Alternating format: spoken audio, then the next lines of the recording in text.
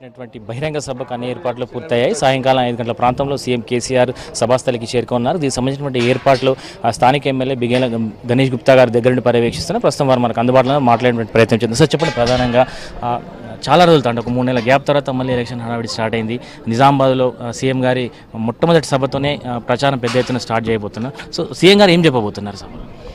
CM గారు ప్రజలను ఉద్దేశించి రెండవసారి మన టీఆర్ఎస్ పార్టీని గెలిపించినందుకు ధన్యవాదాలు తెలుపుతూ 16 ఎంపీ సీట్లు ఏదైతే మనం కావాలని కోరుకుంటా ఉన్నామో, ఎందుకు కావాలి, 16 సీట్లు వస్తే కేంద్రంలో మనం ఏ విధంగా మన తెలంగాణకు న్యాయం చేయగలుగుతామనే మాటలు ప్రజలకు అర్థమయ్యే విధంగా ప్రధానంగా ఈరోజు చెప్పబోతూ ఉన్నారు. దాని ప్రాముఖ్యత ఏంటి? గతంలో అసెంబ్లీ ఎన్నికల్లో ఇక్కడికి వచ్చి ఇదే గ్రౌండ్ నుంచి పబ్లిక్ గురించి మాట్లాడి వారికి అర్థమయ్యే విధంగా చెప్పడం జరిగింది. మరి ప్రజలు కూడా అర్థం చేసుకొని ఎంత పెద్ద మెజార్టీతోని ఒకరికి మించి ఒకరు నిజామాబాద్ జిల్లాలో అందరూ కూడా భారీ మెజార్టీతో గెలిపించి ప్రజలు మరి కేసీఆర్ గారిని తిరిగి ముఖ్యమంత్రి చేశారు.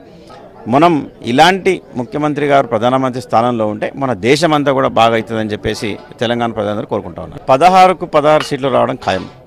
దాంట్లో మన ఒక స్టార్ క్యాంపెయినర్ కవితక్క గారు ఏంటంటే 16 నియోజకవర్గాల్లో తనకున్నటువంటి ప్రత్యేక స్థానం మీద వారు స్టార్ క్యాంపెయినర్, రాష్ట్రం అంతా కూడా తిరుగుతారు. ఎక్కడ ఎన్నికలైనా కూడా బాధ్యతలు తీసుకుంటారు. వారికి ప్రత్యేకత ఉంది.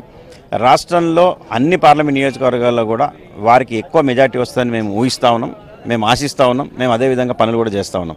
దాదాపు 5 లక్షల మెజార్టీ వస్తుందని చెప్పేసి మేము అంచనా వేస్తూ ఉన్నాం. సో ఓవరాల్గా ఈరోజు ఈవినింగ్ షెడ్యూల్ ఒకసారి అంటే సీఎం గారు ఎన్ని గంటలకు రాబోతున్నారు, ఎంతసేపు ఇక్కడ స్పెండ్ చేయబోతున్నారు, అట్లాగే ఓవరాల్గా కాన్స్టిట్యున్సీ పార్లమెంట్ కాన్స్టిట్యున్సీ సంబంధించి ఎంత మెజార్టీ ఎక్స్పెక్ట్ చేస్తారు? సాయంత్రం 5 గంటలకు ముఖ్యమంత్రి గారు నిజామాబాద్ పట్టణానికి హెలికాప్టర్ ద్వారా రాబోతూ ఉన్నారు. పాలిటెక్నిక్ గ్రౌండ్లో దిగి అక్కడి నుంచి నేరుగా సభాస్థలికి వస్తారు. సభాస్థలికి వచ్చి ప్రజల్ని ఉద్దేశించి మాట్లాడి ఇక్కడి నుంచి మళ్ళీ నేరుగా హైదరాబాద్ బై రోడ్ వెళ్ళిపోతారు. ఇది ఇప్పటికీ ఖరారైనటువంటి షెడ్యూల్. ఈరోజు సాయంకాలం జరిగినటువంటి సీఎం సభకి ఇప్పటికీ దాదాపు అన్ని ఏర్పాట్లు పూర్తి చేసినట్టుగా ఎమ్మెల్యే బిగాల గణేష్ గుప్తా గారు చెప్తున్నారు. మరొక సాయంకాలం 5 గంటల ప్రాంతంలో సీఎం కేసీఆర్ సభాస్థలికి రానున్నారనేటువంటి విషయాన్ని కూడా ఆయన చెప్తున్నారు.